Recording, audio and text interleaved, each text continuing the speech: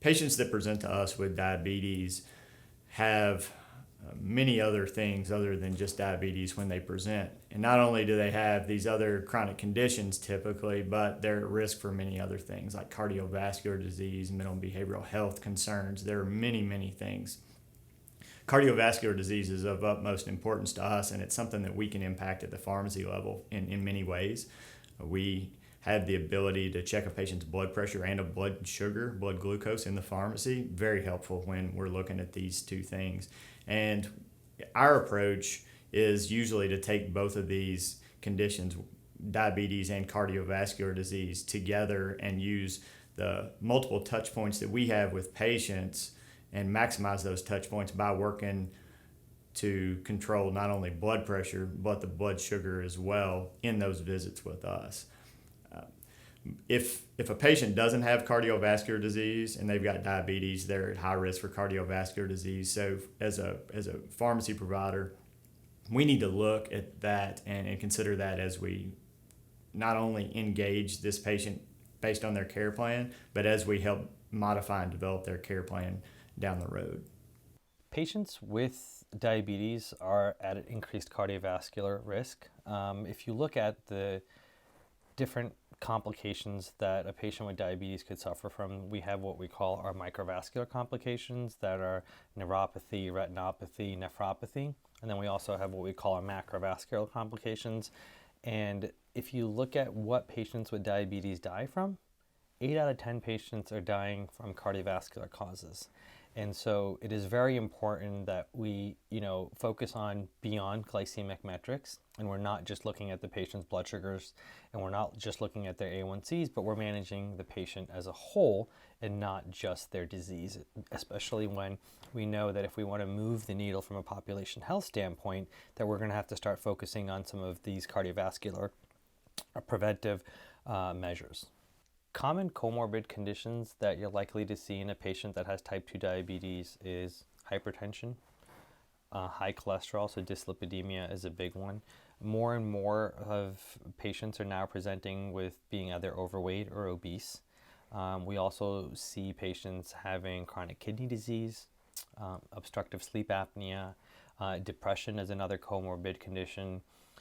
So we see a variety of them, and the point here is that, again, you have to manage the whole patient and just not the condition.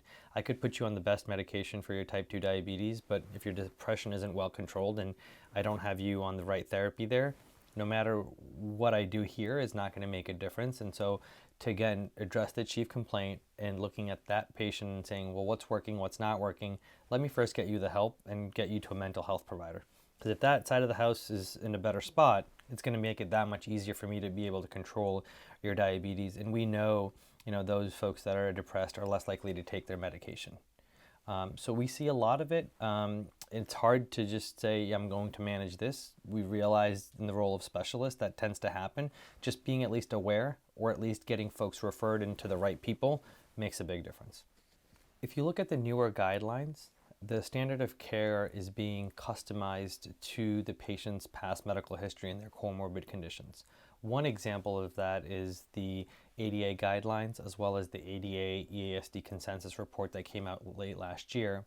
And you'll see in both of them, in the ADA, for example, after 3 months of metformin therapy, as a clinician, you should be asking yourself, does my patient have established cardiovascular disease? And if they do, should be using medications that have this positive cardiovascular data, which you're seeing with GLP-1 agonists, you're seeing that with the SGLT2 inhibitors. Take that one step further. If you look at the ADA EASD consensus report, they have an algorithm that basically, gets you to ask yourself, does my patient have established cardiovascular disease, or does my patient have heart failure or CKD? And depending on which path you go down, with the ASCVD portion, it says first try a GLP. If that doesn't work, then consider an SGLT2. And then the heart failure side, or the CKD side, it says to start an SGLT2 inhibitor. Then if that's not an option, or there's a contraindication to that, to consider a GLP-1 receptor agonist. And so a lot of it's now in relationship to what their past medical history looks like, as well as their comorbid conditions. Comorbidities are pretty unique to each patient. So a patient that does not have cardiovascular disease currently, but is reporting a high blood glucose, cardiovascular disease may be a secondary preventative approach that we take, where the high blood sugar is what we target now. We found in our practice that comorbidities are so unique among each patient that we need to take those patients uniquely and treat them accordingly. So when somebody presents with multiple chronic conditions and other comorbidities, we need to unpack those individually, but then bundle them up with this patient as a whole, because today in our healthcare system, there's a silo effect where, say, an endocrinologist treats their specialty, and then the orthopedic treats their specialty, and pharmacy works with the prescription medication. But what we're lacking is somebody to bundle this up and to come up with an overall care plan for that patient based on all their comorbidities. So I think that's a really good place for pharmacy right now, and where we try to spend most of our time. If a patient presents with comorbidities, with diabetes, then we need to prioritize those comorbidities based upon that individual patient. So yes, all these comorbidities need to be addressed, but sometimes you can't take a shotgun approach and address everything at once. So these need to be prioritized, and the patient has to be brought into this conversation in order to determine how to prioritize. Even though I may think that cardiovascular disease is the most important piece of this and the most acute issue, if the patient is not willing to touch that right now, but they're willing to look at blood glucose or vice versa, then we need to start where the patient is. Having tight glycemic control is definitely a goal for the patients that we see. We find this very challenging. Glycemic control in itself is typically our goal.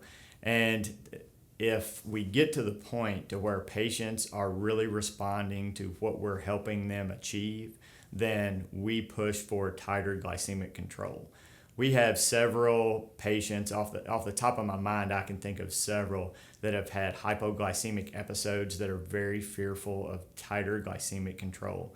So we try to frame that as maybe with different language than tighter glycemic control. We'll say we'll set your goal blood sugar levels a few points lower.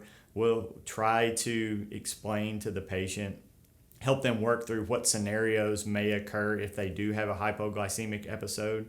But the literature definitely states that tighter glycemic control leads to better outcomes for patients, which is what we're always driving for. But if we've got a patient with blood glucose that's way out of control with a lot of comorbidities, we're not immediately going for tighter glycemic control. We're going to start unpacking every single problem that they have, starting with the highest risk and the low-hanging fruit, working towards the glycemic control, and then our next step is to tighter glycemic control.